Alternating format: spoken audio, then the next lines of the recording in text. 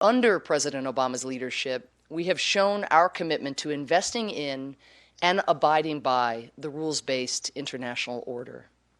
The same cannot be said for the Russian government today. For years, we have seen Russia take one aggressive and destabilizing action after another.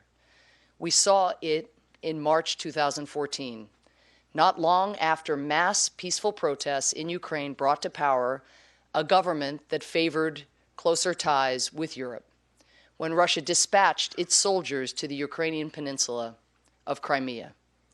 The little green men, as they came to be called, for Russia denied any ties to any of them, rammed through a referendum at the barrel of a gun, which Mr. Putin then used to justify his sham attempted annexation of Crimea.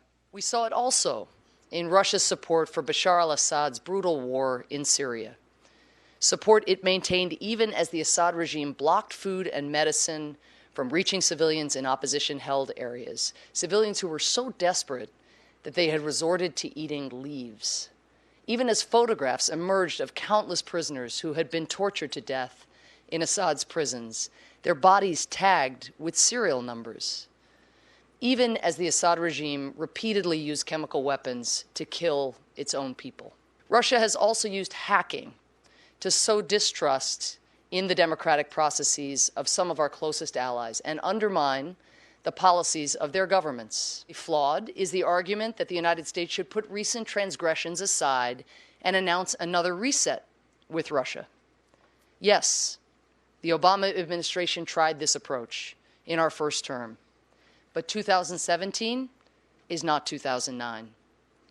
In 2009, Dmitry Medvedev was president of Russia, and we were able to find common ground on issues such as counterterrorism, arms control, and the war in Afghanistan. More important, in 2009, Russia was not occupying Crimea, fueling an ongoing conflict in eastern Ukraine, and bombing hospitals and first responders in Syria. Nor, most importantly, had Russia interfered directly in the U.S. election.